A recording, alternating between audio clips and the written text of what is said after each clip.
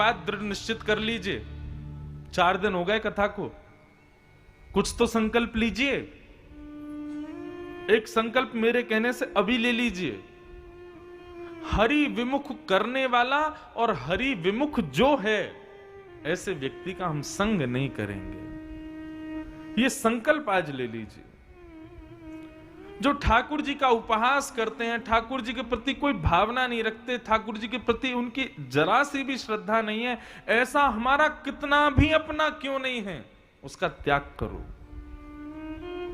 श्रीमद् भागवत कहती है गुरु न शिष्यात। यदि गुरु ठाकुर जी को पीछे रखता है, खुद को आगे रखता है, अपनी पूजा पहले कराता है, ऐसे गुरु का त्याग करो। स्वजनो न शिष्यात। स्वजन परिवारी जन यदि ठाकुर जी को श्रेष्ठ नहीं मानते,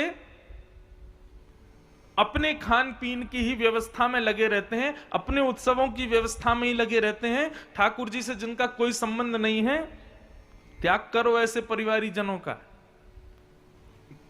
तीसरी बात, पिता न शिष्यात। यहां पर लिखा है कि भाई पिता भी यदि भगवत विमुख हो तो उसका भी त्याग करो। और तो क्या कहें, जननी न शिष्यात। उस मां का भी त्याग कीजिए जो भगवत मिलन में बाधा बने। वैसे ऐसा कभी हो नहीं सकता कि माता पिता बाधक बने, लेकिन फिर भी क्या पता कोई पूर्व जन्म के कृत्य के कारण ऐसे बने हों, तो उनका त्याग करो। दैवम न तस्यात। उस देवता का भी त्याग करो जो भगवत मिलन में बाधा बने। पतिश्च शिष्यात। उस पति का त्याग कर दो, उस पत्नी का त्याग कर दो जो भगवत मिलन में बाधा बने। कहने का अभिप्राय, भगवत मिलन में जो सामने आ जाए उसका त्याग करो। अब एक बात, कई लोगों के हृदय में प्रश्न उठा होगा, नहीं भी उठा तो मेरे तो उठ ही रहा है, तो मैं अपने मन का भाव ही कहूं। अब यहां लिखा है कि सबका त्याग करो, मां का भी, पिता का भी, पति का भी, पत्नी का भी, बच्चों का भी, परिवार का भी। जब त्याग ही करना है तो फिर फंसाया क्यों है इन सब में? जब छोड़ना ही है सबको तो फिर इसमें डाला क्यों है ठाकुर जी ने?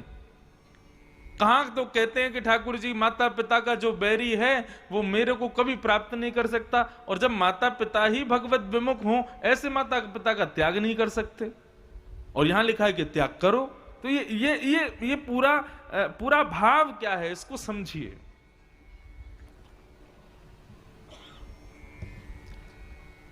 त्याग केवल शारीरिक ही नहीं होता है, मानसिक भी होता है।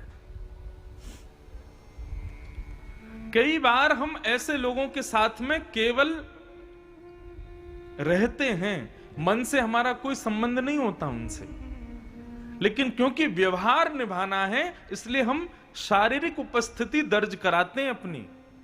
बहुत ध्यान से सुनिएगा गंभीरता को। कई लोग ऐसे आते हैं जीवन में जिनसे हमारा हृदय कभी संबंध नहीं बना पाता, लेकिन व्यवहार के कारण अपने शरीर का, अपने व्यवहार का, वातावरण का, मान का, मर्यादा का पालन करते हुए मुझसे संबंध रखते हैं। लेकिन हमारे यहां शरीर से किसी के साथ संबंध है वो विशेष नहीं है, मन से किसी के साथ संबंध है वो विशेष है। तो यहां जो त्याग करने की बात आई है ना, मां को त्यागो, पिता को त्यागो, पत्नी को त्यागो, बच्चों को त्यागो, स्वजनों को त्यागो, जो भगवत मिलन में बाधा बने उस गुरु को त्याग दो, तो इनका त्याग शरीर से नहीं करना है। माता पिता को छोड़ के कहां जाओगे? ऐसी कथा तो नहीं करनी हमको कि बच्चे बेचारे घर छोड़ छोड़ के भाग जाएं। क्या करना है?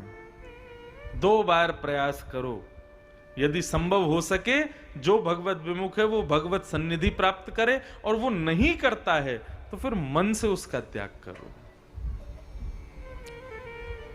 शरीर से ना भी हो तो चलेगा, लेकिन मन से त्यागो। भगवान शिव ने सती का कोई देह से त्याग नहीं किया था, मन से त्याग किया था। सती ने जब राम जी की परीक्षा ली तो भगवान शिव ने केवल एक क्रिया की थी। जो आसन सती का बगल में लगा होता था ना, उठा के सामने रख दिया। अब तुम बगल में बैठने योग्य नहीं हो, सामने बैठो। बस इतना त्याग किया था शंकर जी ने। ना तो सती से ये कहा कि तुम चली जाओ, तुम हमको छोड़ दो, कुछ नहीं, केवल मन से त्याग किया और मौन हो गए। मानसिक त्याग। सूरदास जी कहते हैं, जाके संग कुमति उपजत है, पड़त भजन में भंग।